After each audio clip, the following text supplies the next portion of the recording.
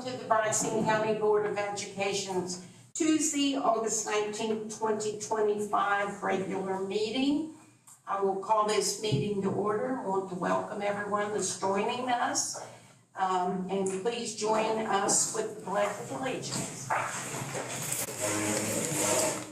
I pledge allegiance to the flag of the United States of America and to the republic for which it stands, one nation, under God, indivisible, with liberty and justice for all.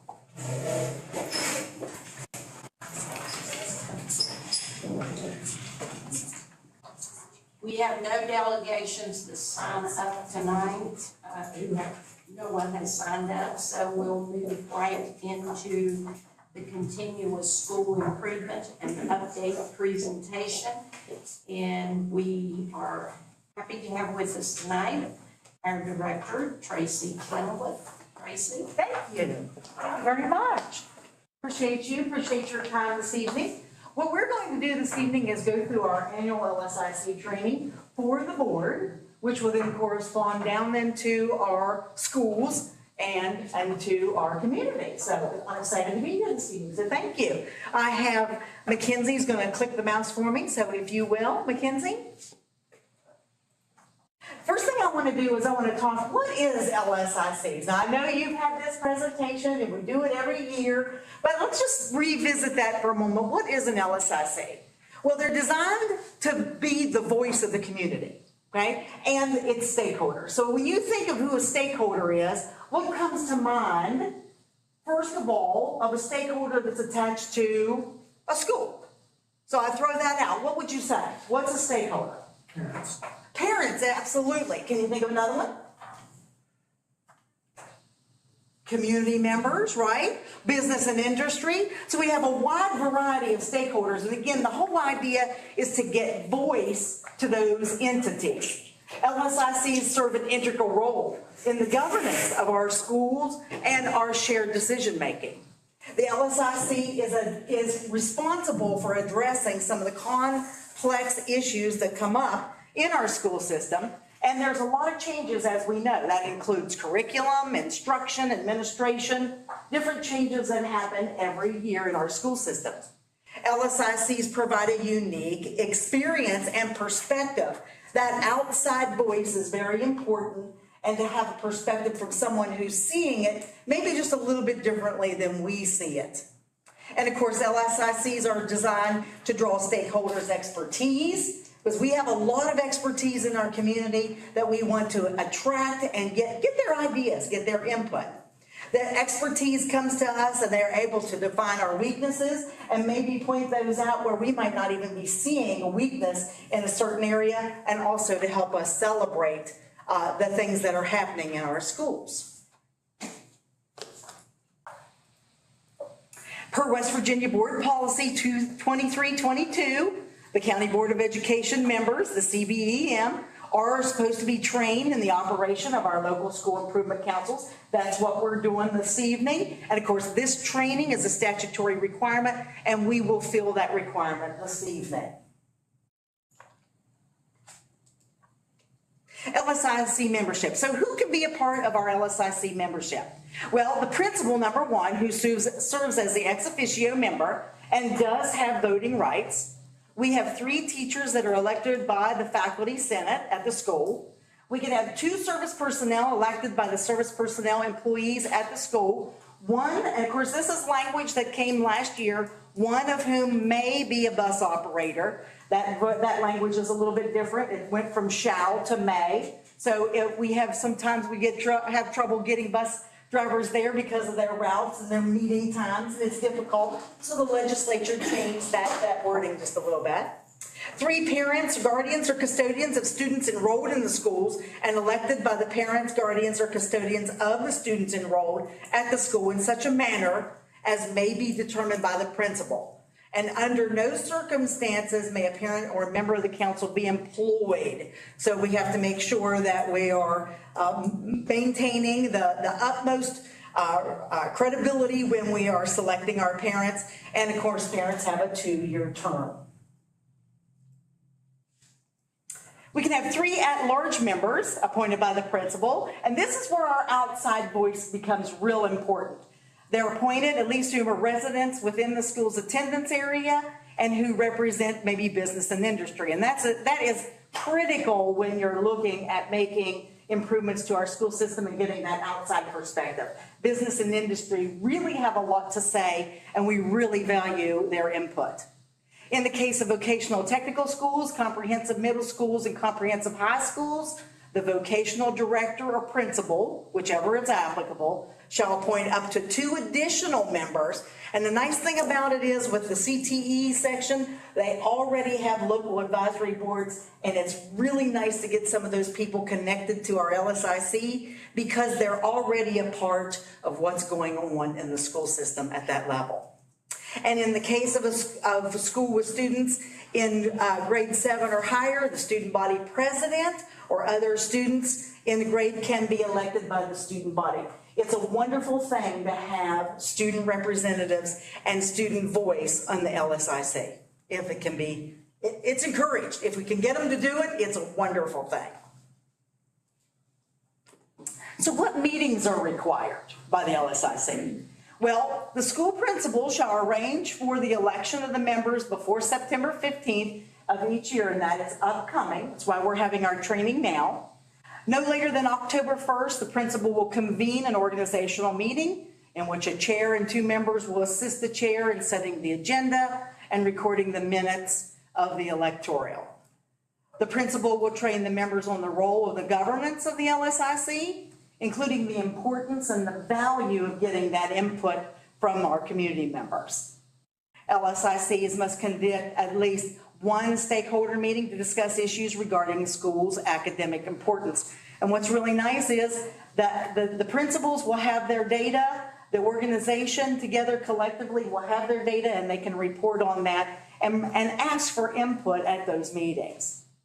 County School Board of Education must meet at least annually with the LSIC of each school deemed to be low performing under the West Virginia accountability system. And of course, it's not just the low performing. We can take a look at everybody, which is wonderful. We definitely want to provide assistance to anyone that is not at the level we need to be, but we can also take a look and have everyone present the wonderful things that are going on at their school. And of course, all regular meetings must be every 9 weeks or the equivalent grading period at the call of the chair or by petition of 3/4 of its members. Again, with LSI membership, there are certain things that can happen along the way with regards to folks that sit on that membership. Council members may be replaced upon the death or resignation or failure to appear at 3 consecutive meetings. And so what this does is give the LSIC an opportunity that if something happens or if a change needs to be made, they're able to do so. In the case of a vacancy of an elected position, the chair of the council shall appoint another qualified person to serve in the unexpired term of that person, and then of course they can be replaced by election at a later time. The dialogue shall include an opportunity for. Okay, so this is where our voice comes in and the importance of the voice with regards to members contributing. Parents, school students, school employees, business partners, and other interested parties are allowed to make specific, and we encourage suggestions on how to address issues which are seen to affect the school's academic performance, which may include but are not limited to parent and community involvement, the learning environment, student engagement, attendance, which is a big one, supports for at-risk students, curricular offerings, resources that are available, and of course the capacity for school improvement. The council shall announce any such meetings 10 employment days in advance. So that gives everybody an opportunity to participate and maybe make changes to their schedule so that they can attend the meetings on a regular basis. The School Improvement Council shall ensure that the report of concerns and suggestions and points raised is produced and made available on the school's website. So each one of our schools have a website, and that information needs to be placed in a public setting on our website So on our websites, so that everybody has an opportunity to see what's discussed, the meeting notes, and the suggestions provided. Schools deemed to be low performing under the accountability. So these are some things that we have to be very aware of when we're looking at such instances. The schools shall meet at least annually with the county board. The principal and the local school improvement council chair or another member designated shall address the dialogue. So when they're having those meetings and suggestions are made and recommendations are made, those recommendations need to be addressed, and that's what this is saying.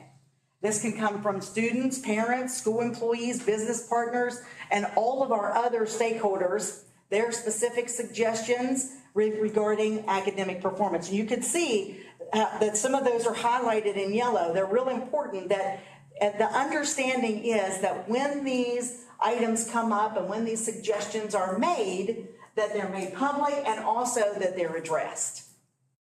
Anything presented under this subsection shall be submitted to the county board in writing. Schools of excellence. So a moment ago, we talked about schools that were needing assistance. This is at the other end of the spectrum.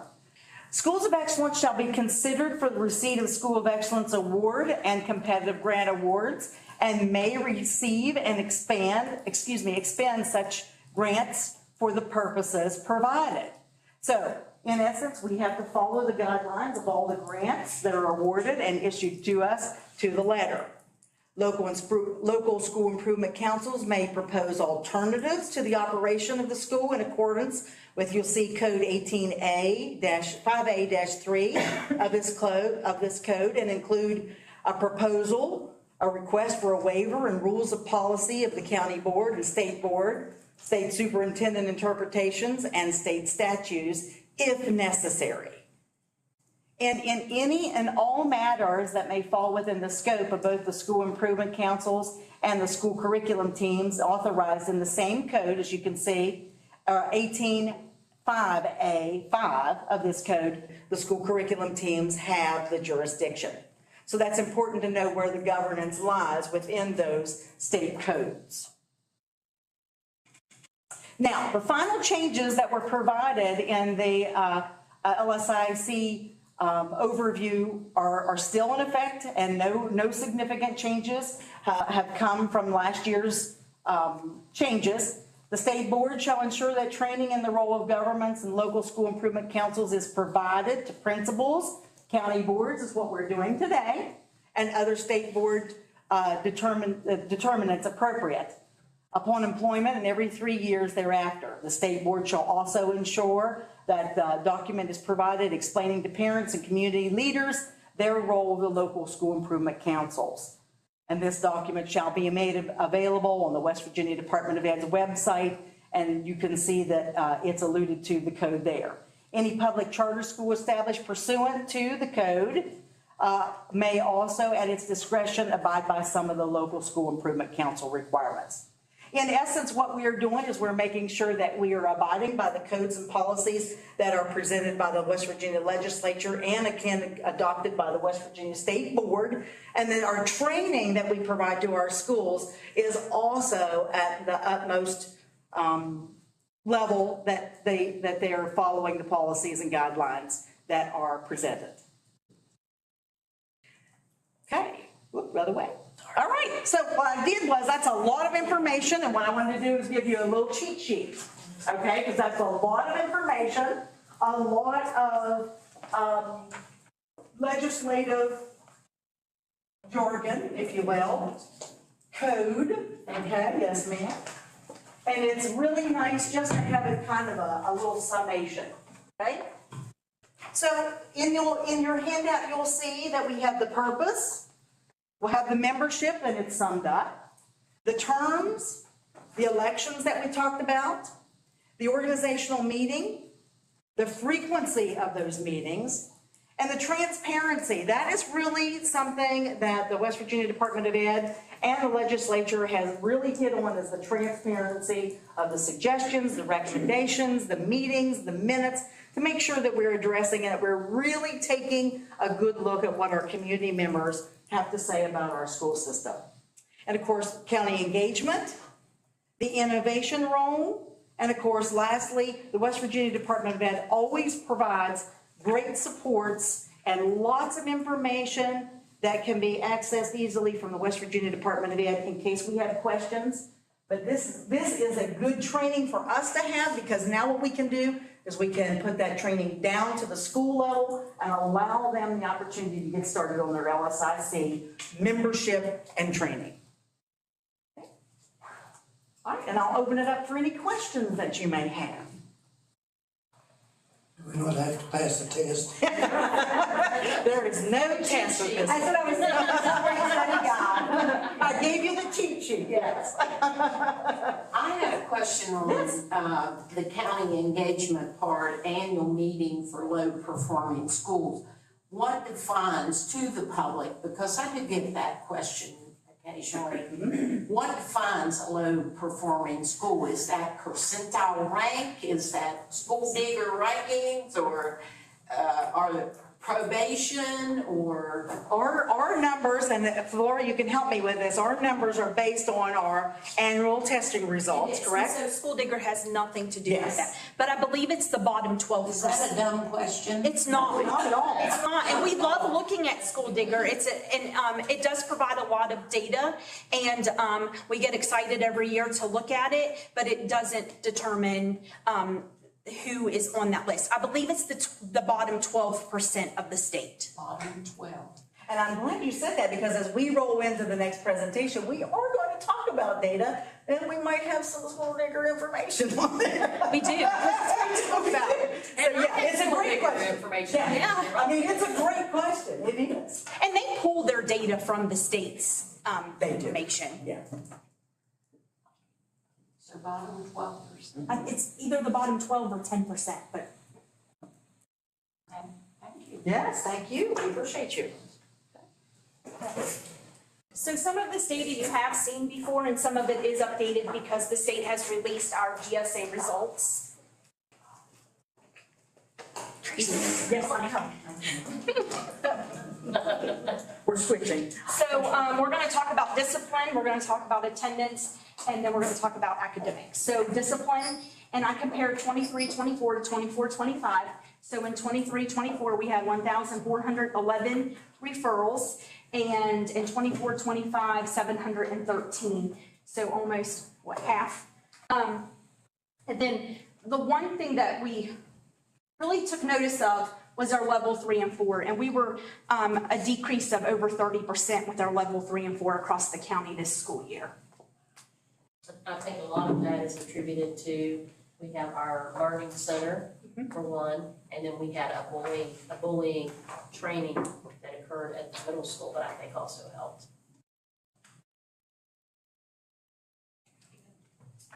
Okay, and then our attendance data, so we're still sticking with our slogan, be great, miss less than 8.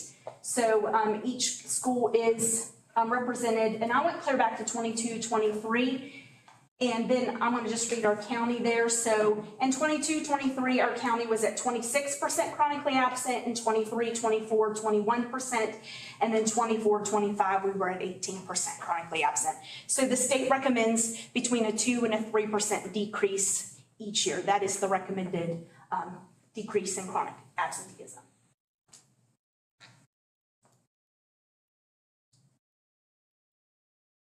And then the state recognizes school choice. So we have Hope Scholarship, homeschool, and micro schools. And I pulled this data on Sunday evening, and it's already changed a little bit. So and I think Dr. Teacher is going to talk about it a little bit later too. So in Braxton County, we did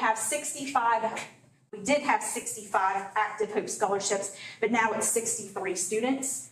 And then for homeschool, we have 224 active homeschool students, and then we have 0 micro schools. And then elementary uses iReady for reading and math. And this year for the beginning of the school year for reading, we were at 23% mastery, and by the end of the year, we were at 63%, which is significant growth. But I want you to pay attention to the 2 grade levels below and the 3 grade levels below. We have significant change there also. So at the beginning of the year, we started at 27%, and at the end of the year, we were only at 10%. Our schools do a lot of things to support all students. We have win time at our school, so it's what I need. So we base instruction and tiered instruction on what each group of students or students need.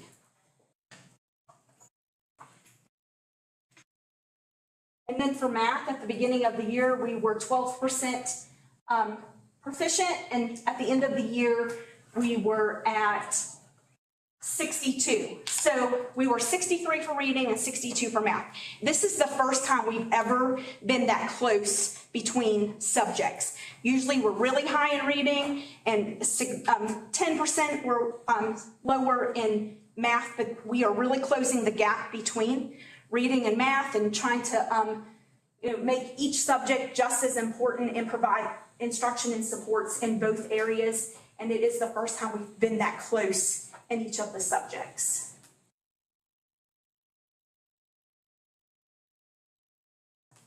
So this is each school's data, and it is located on the West Virginia Department of Education's website. So we've talked about grade level data.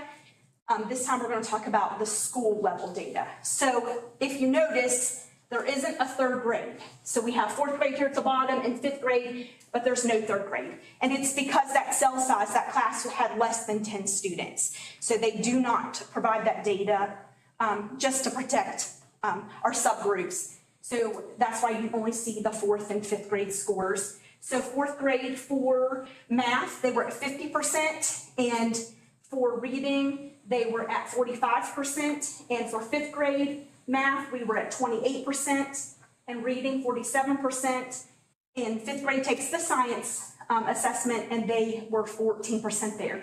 So if you look up at the top graph, you can see over the years, in 2014-15, clear to 24-25, and Burnsville is slowly increasing as we go through the years.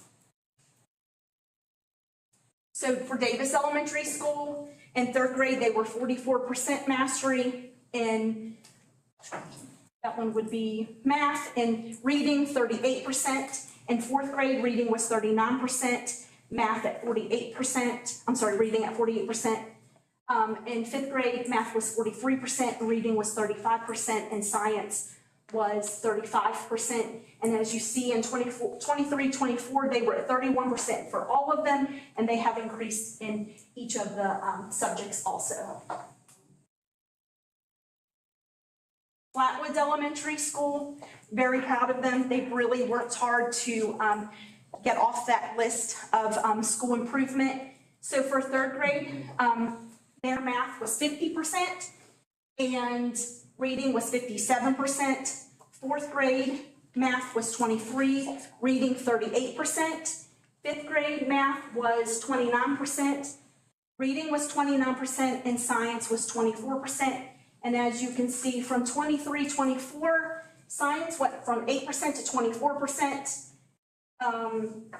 Math went from 21% to 34%, and and reading went from about 22% to 41%. That's phenomenal. So Franktown Elementary School, in 3rd grade, their math was 58%, and so was their reading. 4th grade math, 38% mastery, and 4th grade, 46%. 5th grade, 31% in math and 63% in reading, and science was 44%, and you can see that they've also shown growth. 23-24, their reading was 48%, and they're now 54%. Math was 40%, now 42%, and their science went from 17% to 44%. Wow.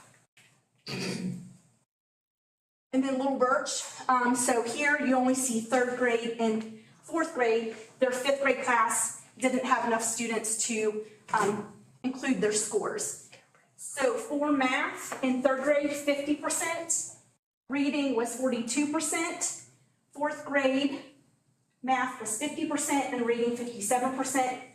And as you can see on this one, we could go back as far as 2014-15, they were at 32% for all of them, and they've now increased in all subjects also. And then for Sutton Elementary School, third grade math was 67%, and reading was 63%. In fourth grade, math was 67, reading 71. Fifth grade, math was 47, reading was 60, and science was 53. And I believe they increased in reading and did decrease some in math.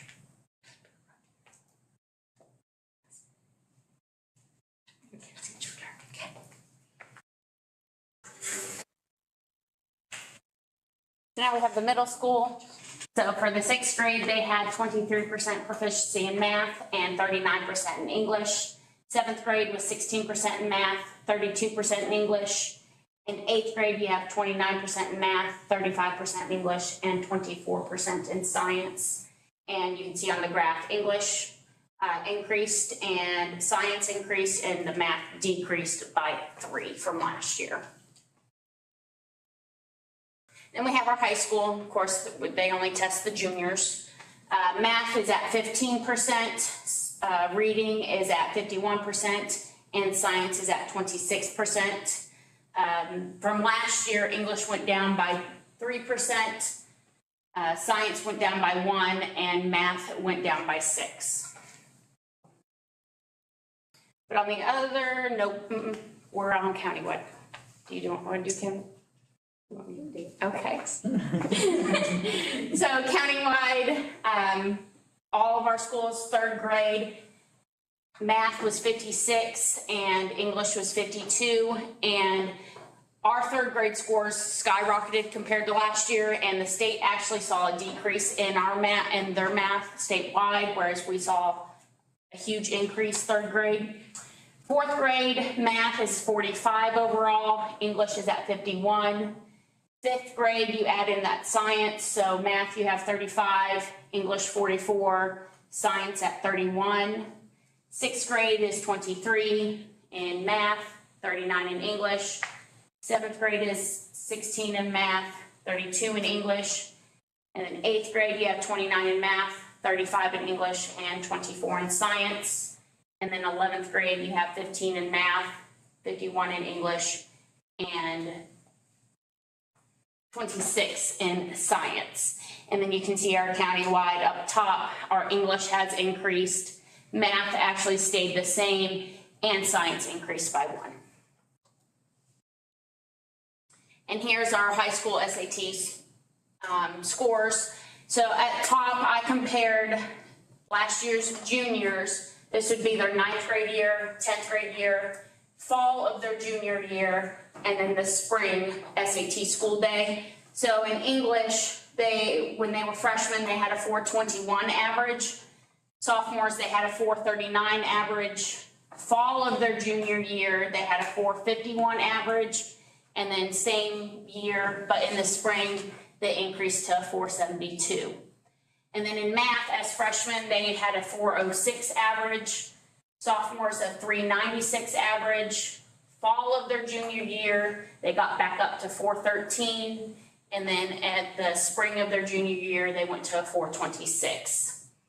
And this is juniors in the year 2023, juniors of 2024, and then this previous year's juniors. So in math, in 2023, we had a 431 average. In 2024, we had a 432 average. And this previous year, we had a 426 average. In English, in 2023, they were at 464. 2024, they were at 488. And in this previous year, they were at 472. And then the graphs just put all those numbers in the pretty pictures.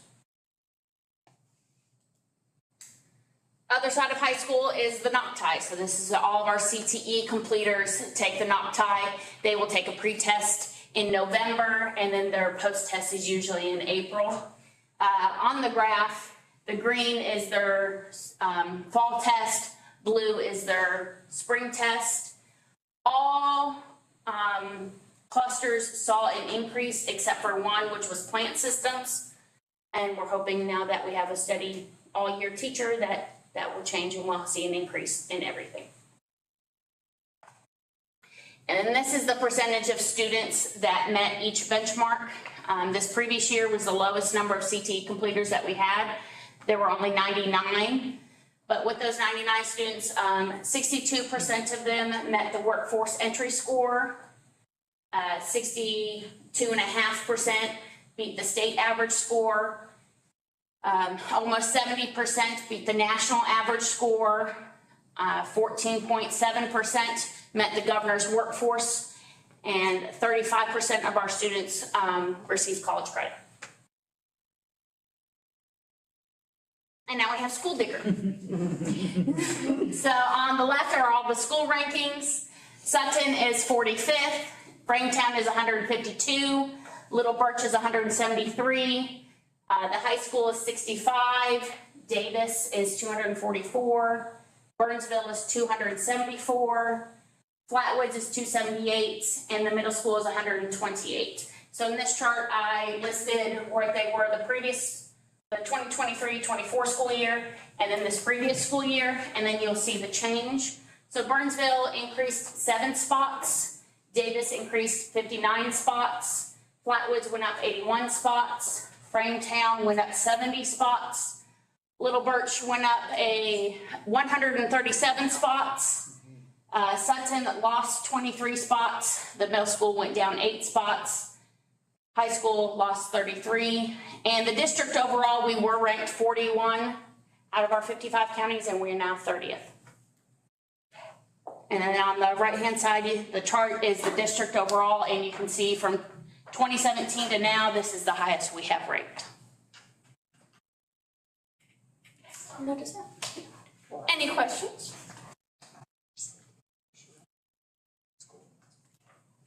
Okay, so Susan found, she's correcting me, she says that 5%, the bottom 5% of schools in the state are considered the priority schools.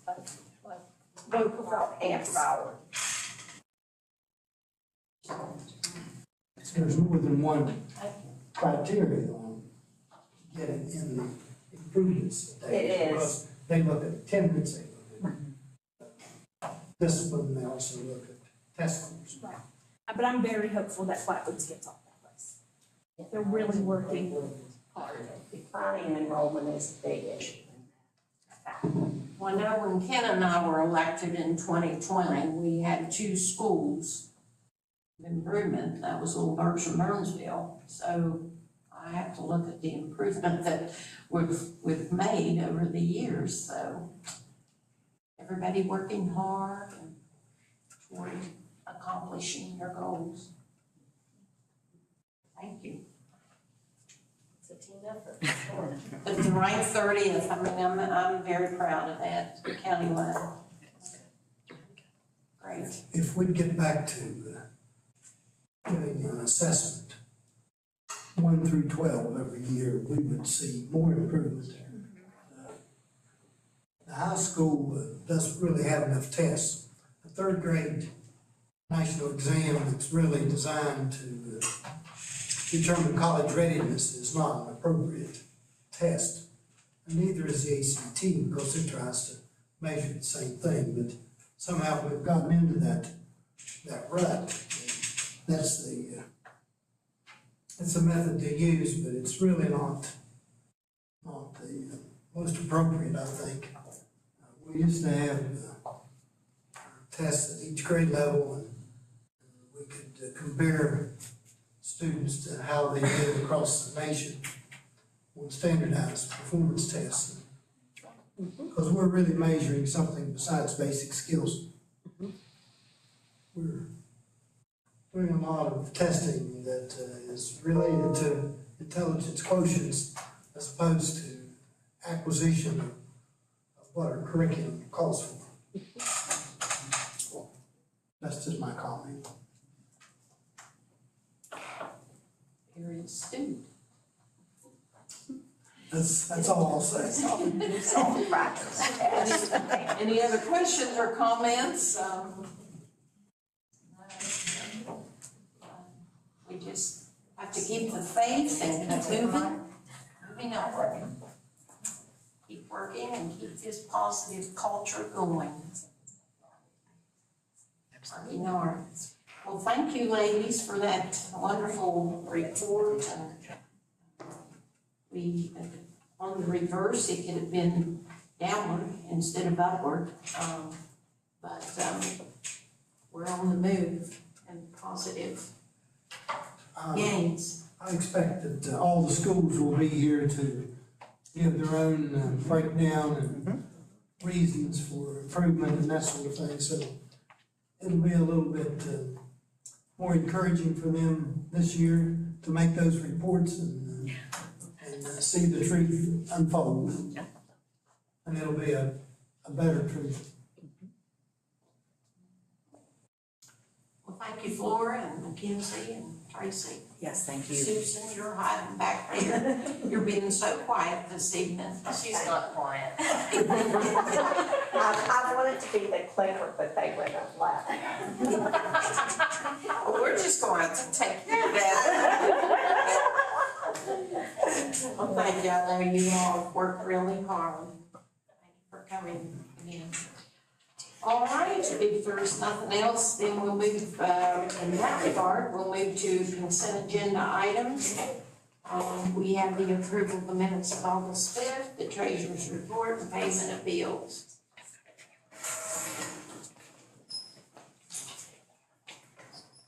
I'll move that we approve the consent agenda items that were presented. I'll say it. Been moved and seconded to approve the consent agenda items as presented. Any discussion on that motion? No discussion on the motion. Those in favor of the motion signify by saying aye. Aye. Those opposed, motion carries. Moving next to personnel, this year, it usually gets buried.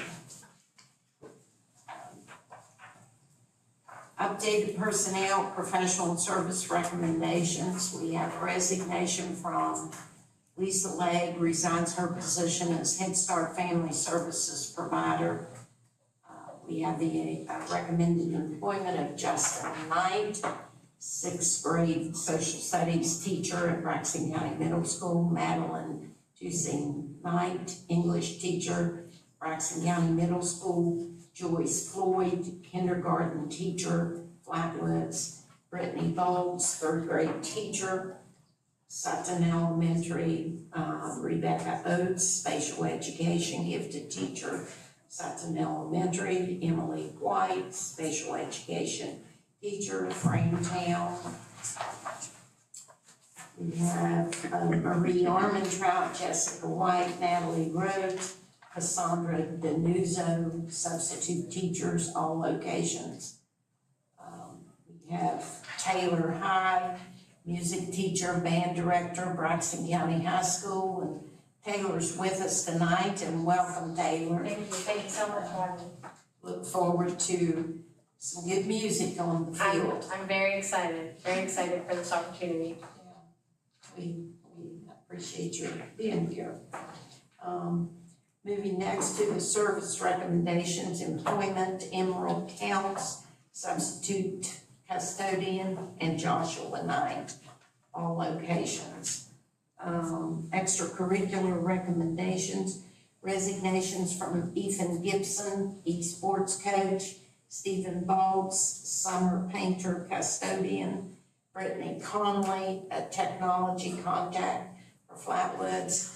We have employment recommendation of Sharon Desper, and Sharon's with us tonight, and she's hiding back there behind Flora, can't see her. Athletic director, Braxton County Middle School, and so you're really a group for punishment, aren't you? Sharon, and you're still gonna do the high school, right? So you'll be athletic director at both schools, and, we just, appreciate the hard work you've done over the years, and being an athletic director is not an easy task. She accepts my text messages all hours of the night. It's never good news. But welcome back. I know you recently retired and, but you're back, so that's a good sign. Employment of Amanda Seibram, $1 flag sponsor, Braxton County High School. Other recommendations, permission to post and hire 1 grade level ECAT at Little Birch Elementary. Approve the following step 3 pay increases for special education teachers: Jessica Smar, Catherine Singleton, Carrie Lemon, Jamie Hefner, Heather Arnold, and Catherine Singleton. Approve step 3 pay increases for teachers in math who teach math more than 60% of the day.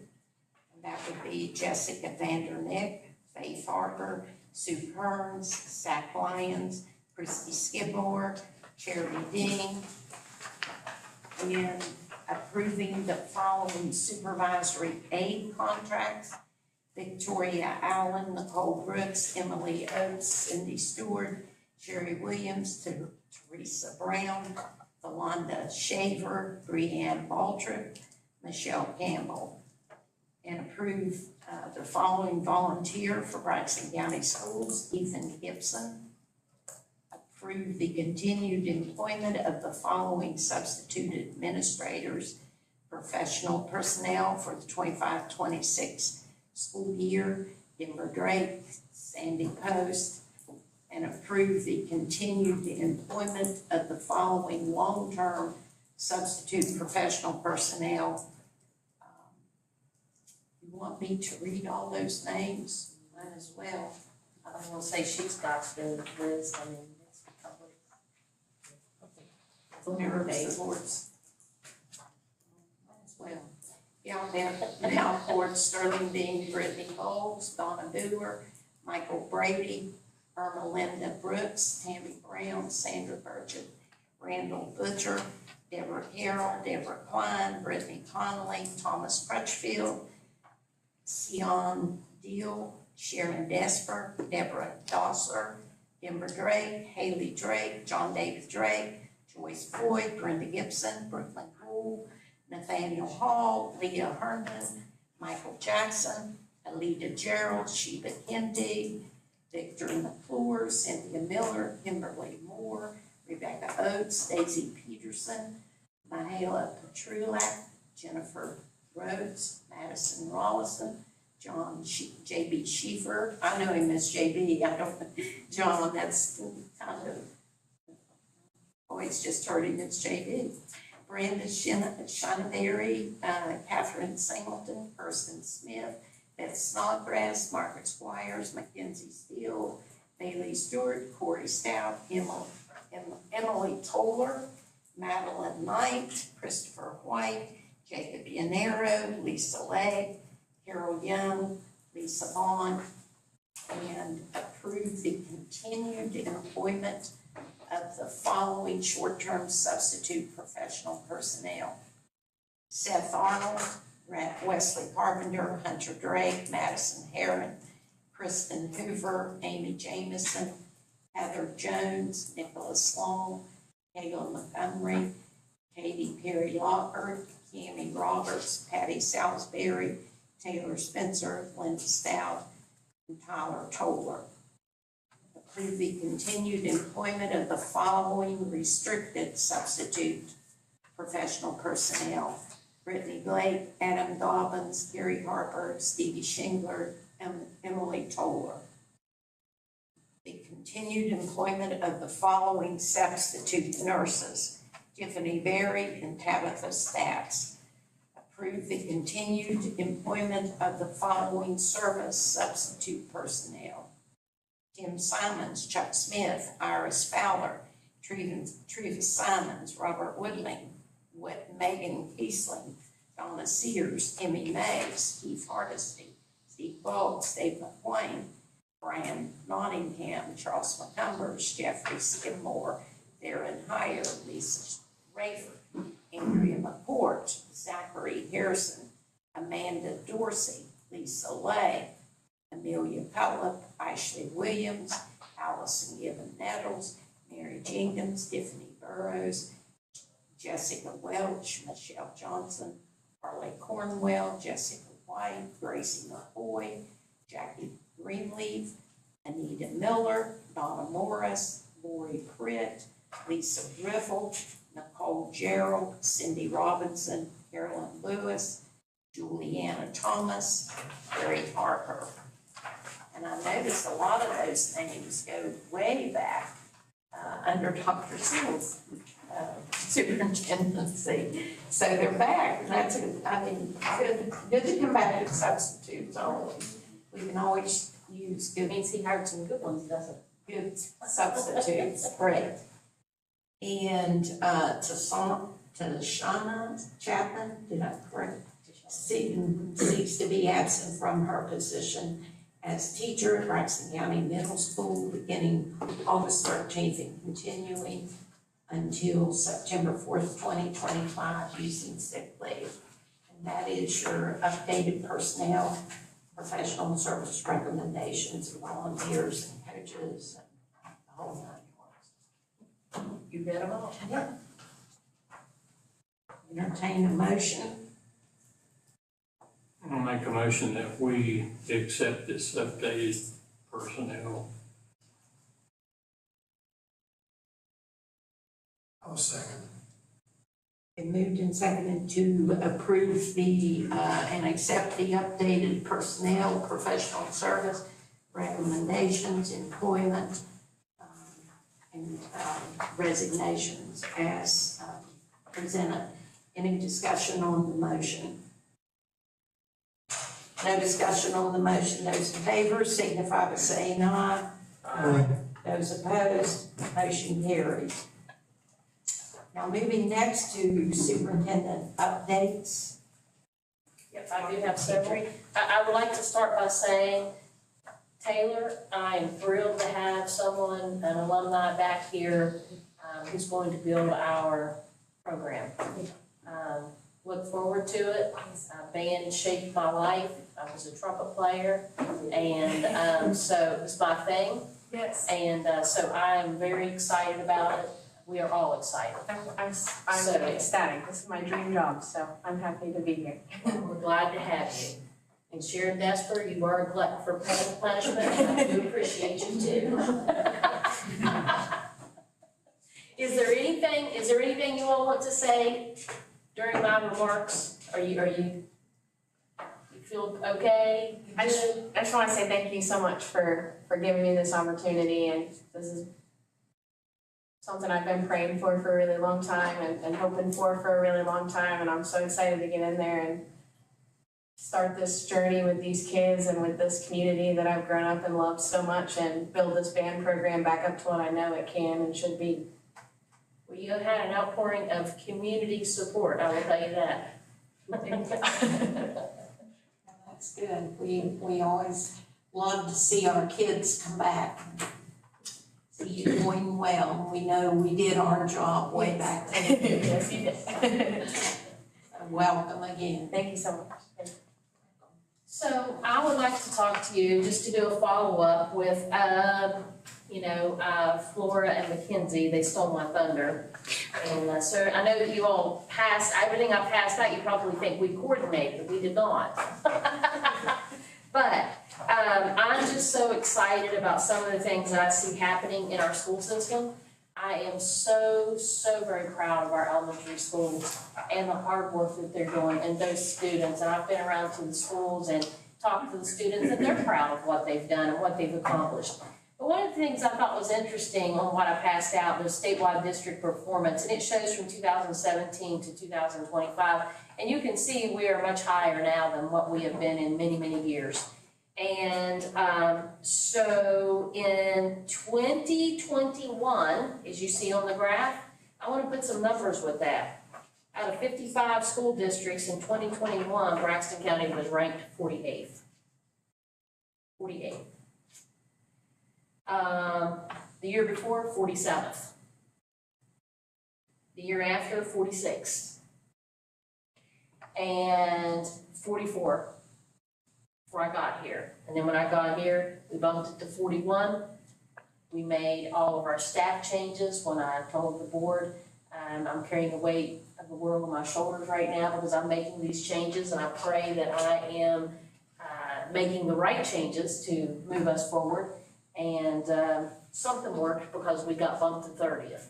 And quite honestly, I think that with very little effort, you're gonna see us increase. And I genuinely expect us to be in the top 20 next year.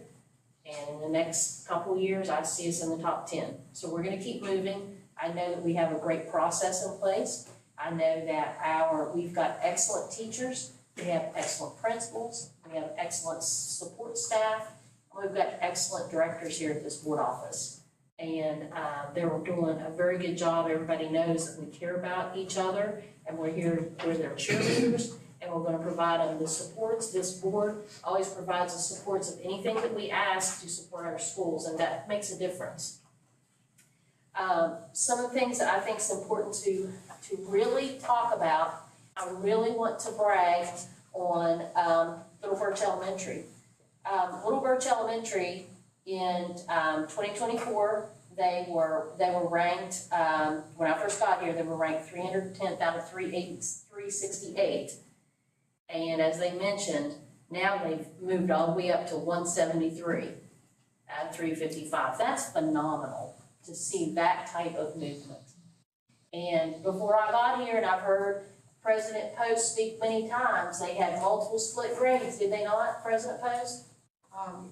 Well, I think Little Birch was. That's what I mean, Little Birch had the split grades, and that was. How do you split a grade in a school that's a school improvement?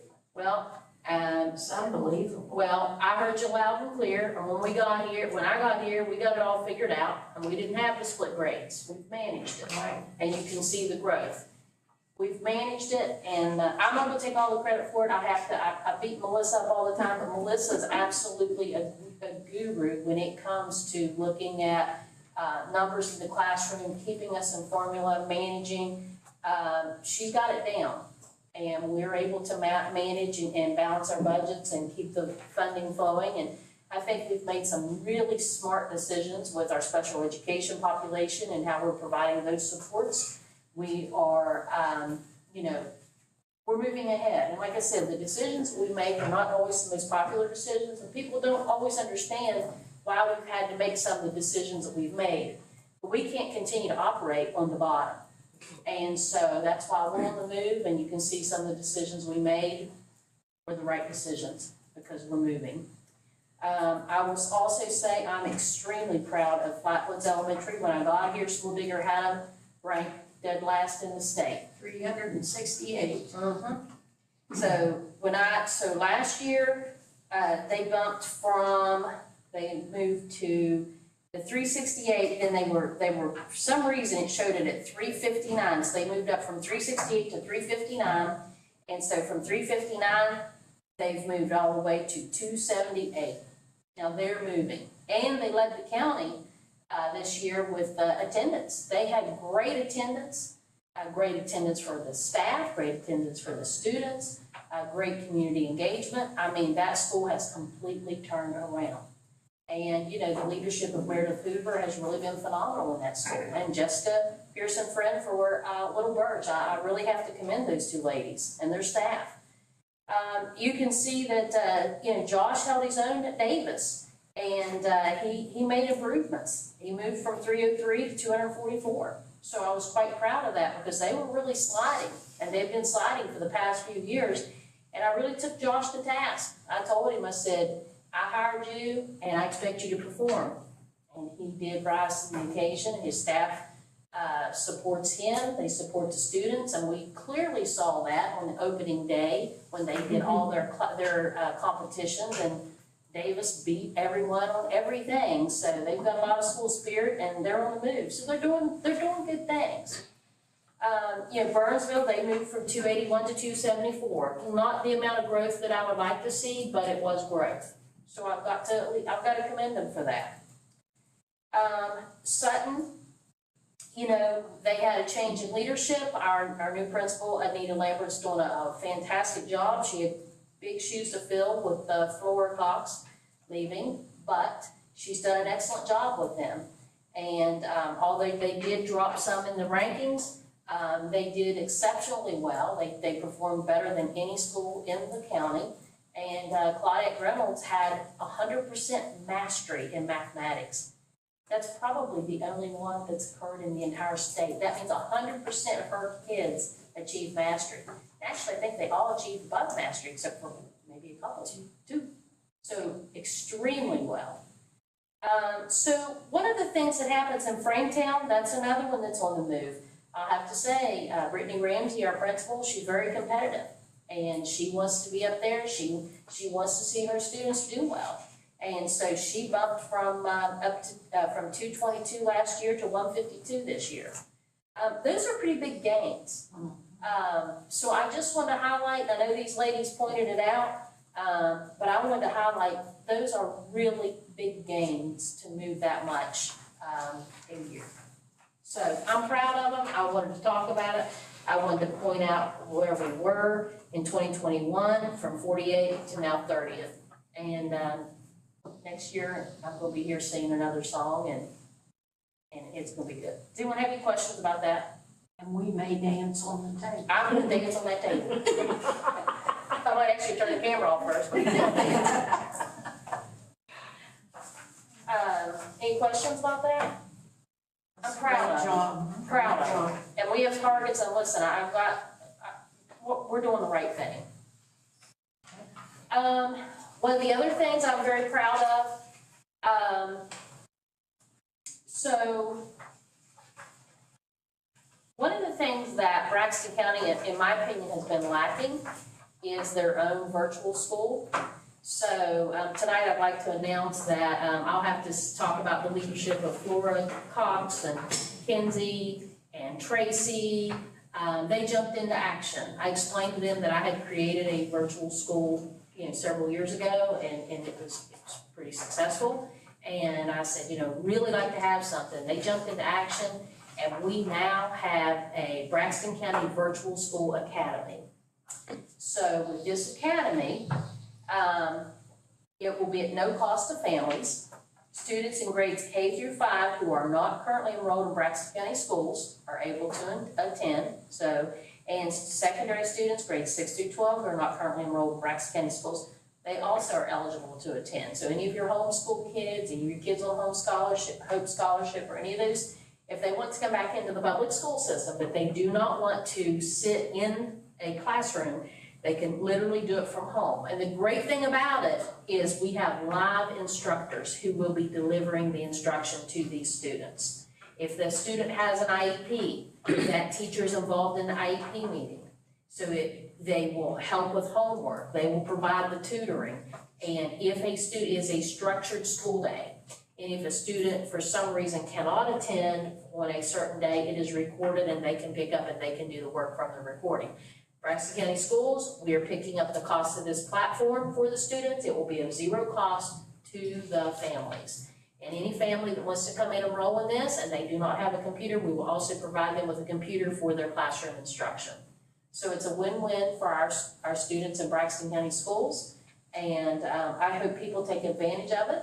And I would like to, post that, tomorrow. But Flora Cox gives the contact. And we're excited. So I don't know if you have any questions. If you do, she's, here and can answer any questions you may have. It says students who are not currently enrolled in Braxton County schools. Correct. So what does that mean for kids that are going to school that might want to switch to online?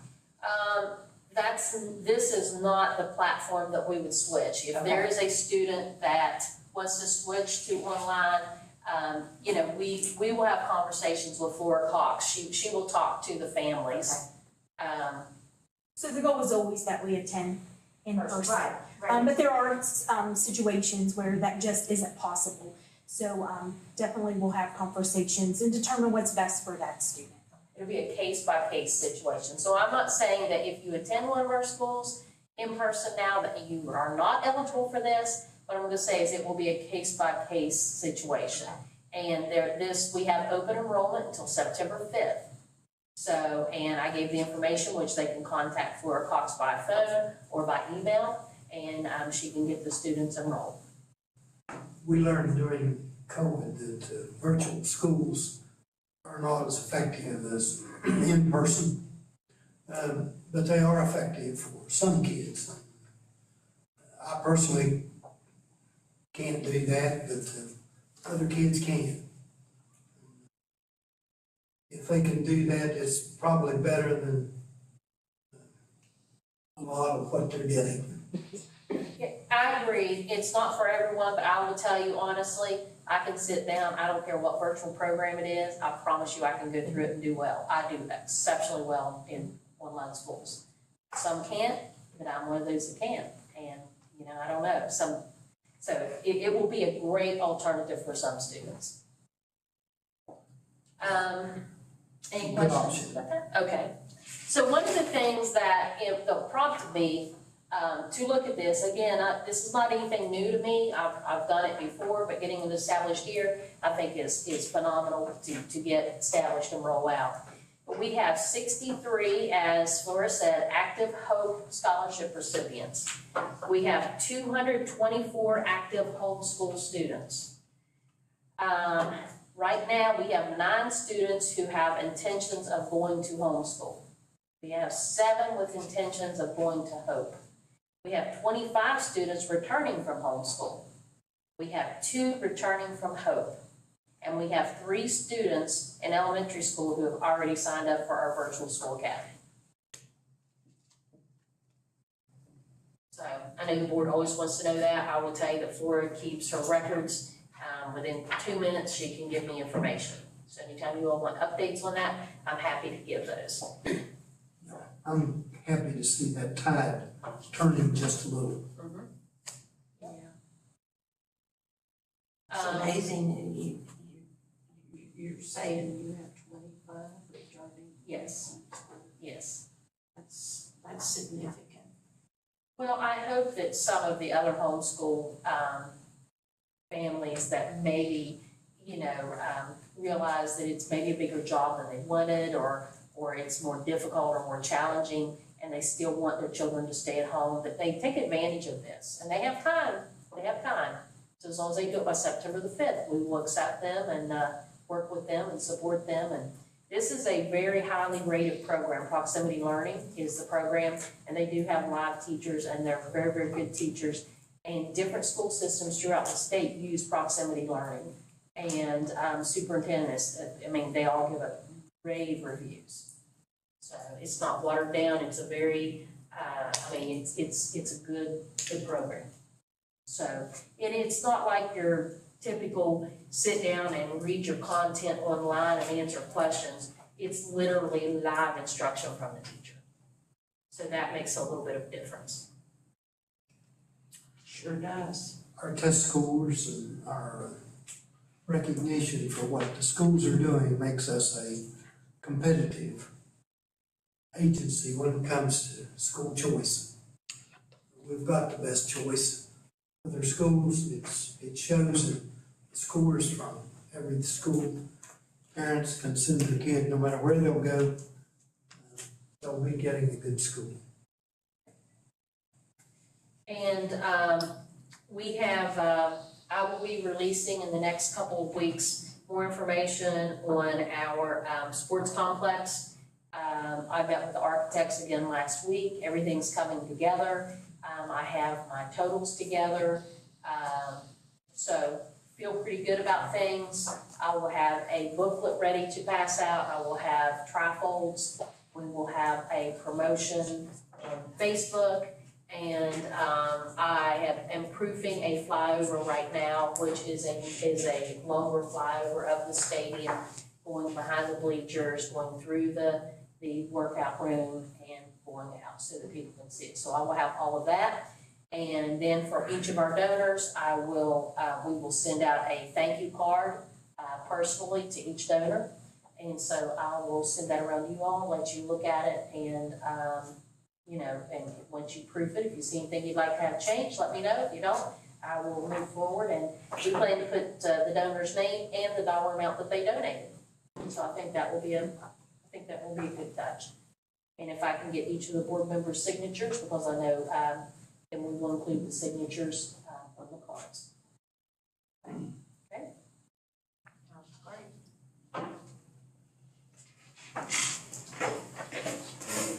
That concludes your comments.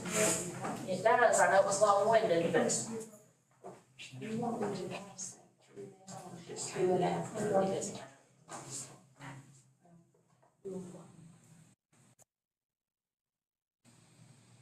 Move next to thank you, Dr. Tetrick, our wonderful reporter here.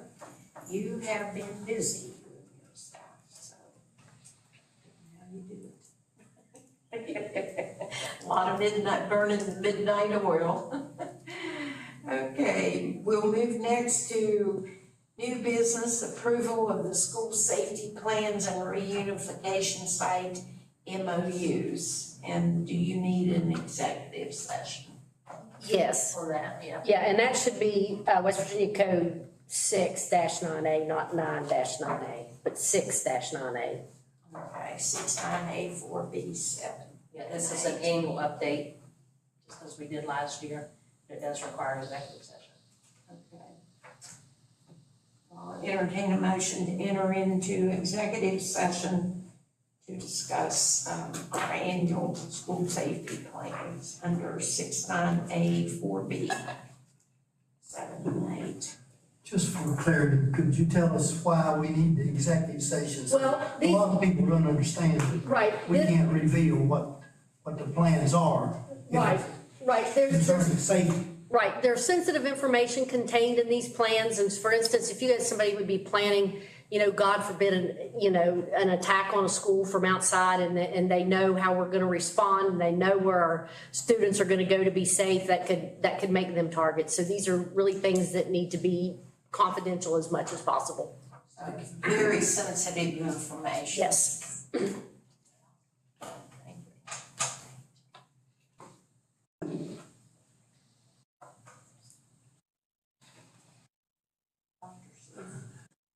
I'll make a motion, go into executive session to discuss the school safety plans and reunification site, a memorandum of understanding, using code 698-4B 7 and 8. I'll second it. Moved and seconded to enter into executive session under 69A 4B 7 and 8 to discuss the school safety plans and the reunification site MOUs. Any discussion on that motion? If not, those in favor of the motion signify by saying aye. Aye. Those opposed, motion carries, and it is 7:11 PM.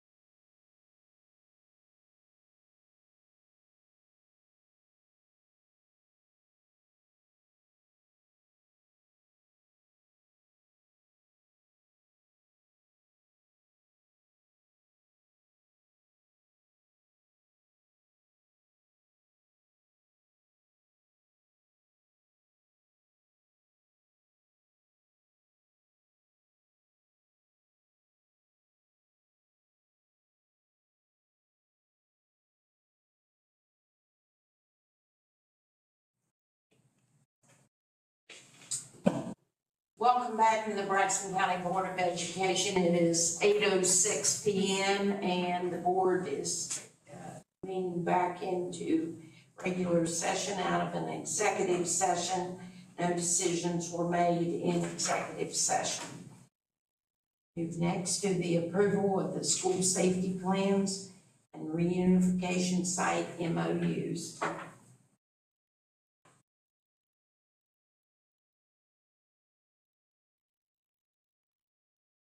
I move that we approve the school safety plans and reunification site memorandums of understanding. Second that. And moved and seconded to approve the school safety plans and reunification site MOUs. Any discussion on the motion? No discussion. Those in favor of the motion signify by saying aye. Aye. Those opposed? Motion carries. Moving next to the approval of out-of-county attendance requests for student AU to attend Braxton County schools from Lewis County. The principals approved each of the requests that different principals have. That's a good thing. We've got one coming from Lewis, Calhoun, and Webster. That's exciting. Make a motion that we approve the out-of-county attendance request for student AU to attend Braxton County schools from Lewis County. I'll second it. And moved and seconded to approve the out-of-county attendance request for student AU to attend Braxton County schools from Lewis County. Any discussion? No discussion. Those in favor of the motion signify by saying aye. Aye. Those opposed? Motion carries. Moving next to approval of out-of-county attendance request for JLS to attend Braxton County schools from Calhoun County schools. Can I make a motion for the next two? Is that okay? Yes, ma'am. Okay, I'm gonna go ahead and make a I motion love that. that we approve the out-of-county attendance request for student JLS from Calhoun County to Braxton County schools and student CBS from Webster County schools to Braxton County schools. A second. Been moved and seconded to approve JLS from Calhoun County schools to Braxton, CBS from Webster County to attend Braxton County schools. Any discussion on that motion? No discussion. Those in favor of the motion signify by saying aye.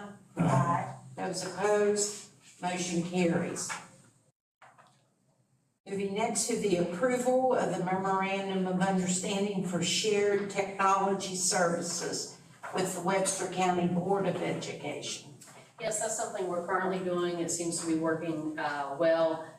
Nathaniel came to us from Webster County, and when he is needed in Webster County, we bill him for his time spent there. So it seems to be working okay. I'll make a motion that we approve the MOU for shared technology services with Webster County Board of Education. I'll second it. Been moved and seconded to approve the MOU for shared technology services with the Webster County Board of Education. Any discussion on that motion? No discussion. Those in favor of the motion signify by saying aye. Aye. Those opposed, motion carries.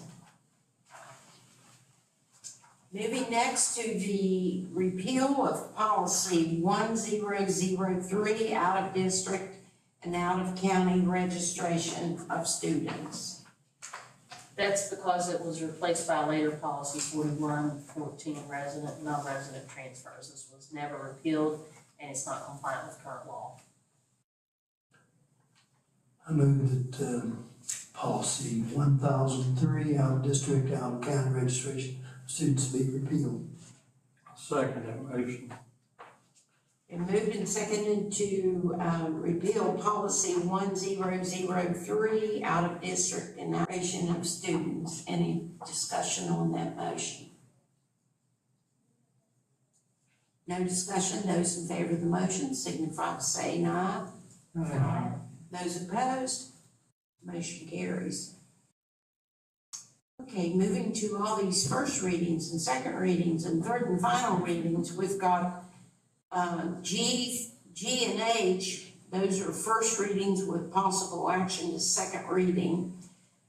Policy 1020, which is the proposed revision and renaming of school board policy process. And policy 4118, which is the grading policy. Superintendent, do you have any? Yes, so, I'm bringing before you, policy 1020, the school board policy process, because right now, we have to have 3 separate readings. It gets extremely confusing. It's not commonly done that way. So this actually, instead of 3 separate readings, the policy will be placed on public comment for 20 business days, then brought back to the board for final approval. This will be much less confusing.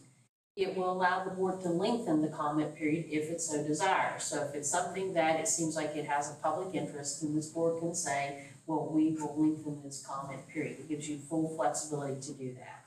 It also gives the board the ability to shorten the comment period to 10 days for policies that require annual updates like critical need policies. Because many of our policies are things that just have to be done annually. There's no change, but it's just a matter of we have to do them so that we have approval before the state board. And then it specifies that I must respond to comments in an open board meeting before the board may approve any proposal or revised policies, which that's something we also do. And so that's that one, and then I can talk to you about the next one. I don't know if you have any questions about that, but I think that one may be, Melissa's not here, but I think that one may pretty much replicate the whole county. You mean the grading policy? No, the school board policy process. The grading policy is the revision brings the grading scale into compliance with the Department of Ed policy. The current policy is not compliant because it's not been updated. Yeah. It clarifies how class rankings are determined. I think that's critical that everyone has a clear understanding of how those rankings are to occur. It needs to be formalized in writing. Establishes a grading scale for elementary, which the current policy does not. And in addition to amending the current grading policy, I'm asking the board to repeal policy 2511, valedictorian and salutatorian selection process, which is outdated, not current practice. Policy 2511 was adopted in 2010. I will ask for the repeal of 2511 when policy 4118 is up for the final approval. And again, that's something that,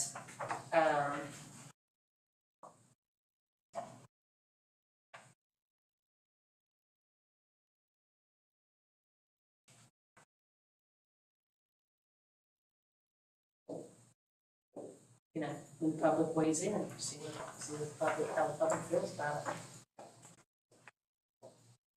I'll make a motion that we move policy 1020 and policy 4118 to the second read. Second that motion. Moved and seconded to move policy 1020 and policy 4118 to second reading. Any discussion on that motion? No discussion. Those in favor of the motion signify by saying aye. Aye. Those opposed, motion carries. Moving next to I and J, those both are second readings with possible action to move to third and final. Policy 1250, which is board meeting notices and agendas, and policy 2320, which is dual credit and advanced placement. So the rest of these we have second and third readings of this. There's no comments on any of those.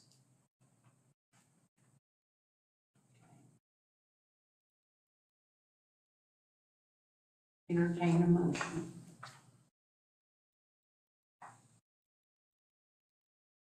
Would it be possible to, since we've got no feedback on any of those, we could approve all of them in one motion? For just the 2 second readings, If you'd rather do it Yes, that way, I the 2 second readings? I believe we I'll move that. could combine those two, can I? Combine I and J. Yes. I'll move that. I'll second. Been moved and seconded to move policy 1250 and policy 2320 to, third and final reading. Since there was no comments.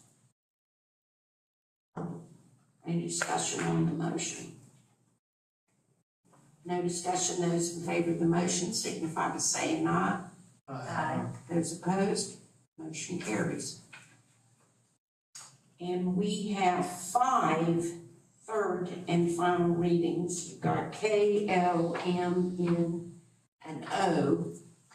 And those would be policy 1007, policy 1953, policy 3020, policy 3050, and policy 4250. Do you have any comments on it? No comments were received. So we have 5 of those So I'll make a motion that we move, to adopt. that we adopt policy 1007, 1953, 3020, 3050, and 4250. I'll second. Been moved and seconded to adopt policy 1007, policy 1953, policy 3020, policy 3050, and policy 4250. Any discussion on that motion? No discussion, those in favor of the motion signify by saying aye. Aye. Those opposed, motion carries. These will be on our website, right? Yes.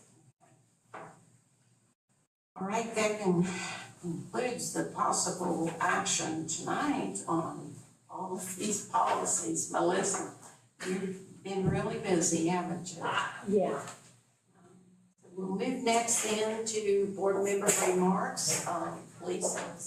I want to say thank you to Tracy for the LSIC presentation and workshop, and then also to Flora and Mackenzie for the great updates. It looks like we're definitely headed in the right direction. There was one thing I think everyone, is excited about being back at school, and, things seem to be going well. I was by a school today, and they were talking about the online enrollment paperwork, and there was some confusion because the parents have to put the student ID number. It will not let them move forward unless they have the student ID number, but they have found that if you use all zeros, that will work. Yeah, so I'm sharing that information. I don't know what that does.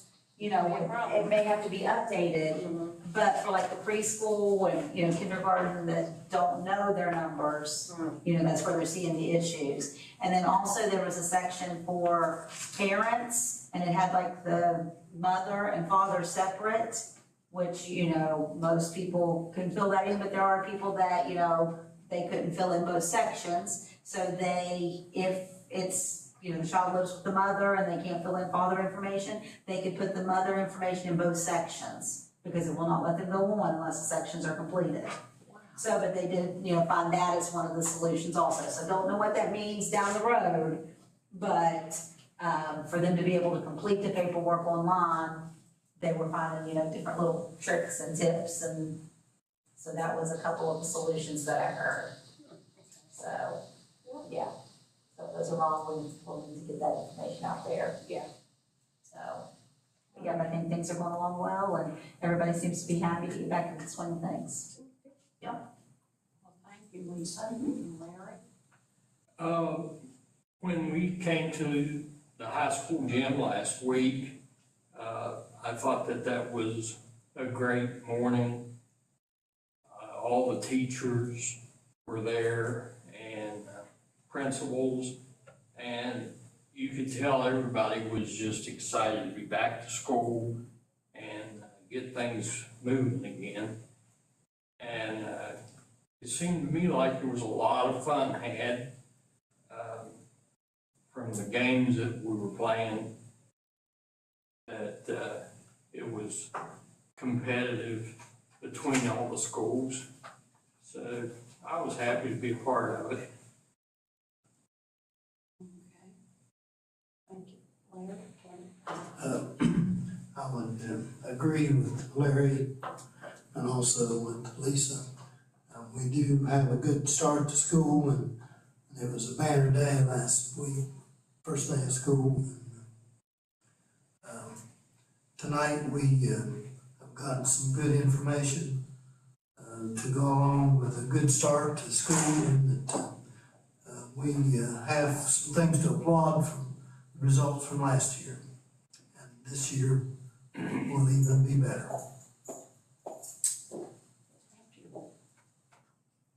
And I concur with all that's been said. I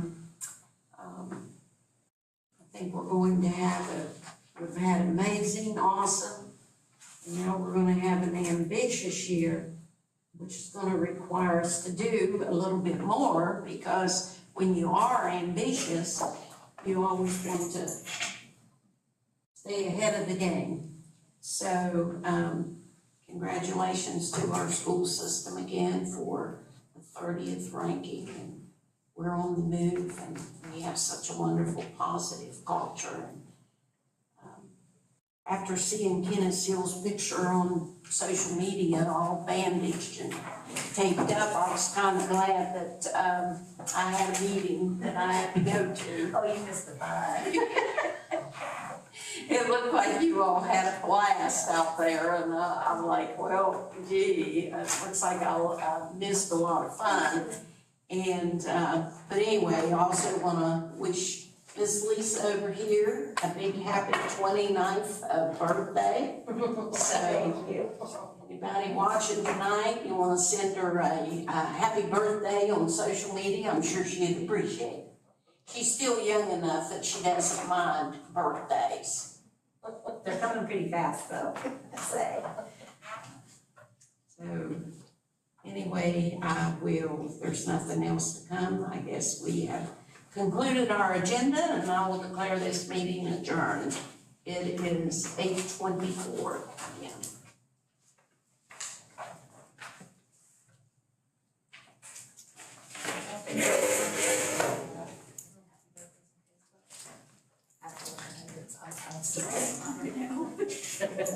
Maybe a blanket.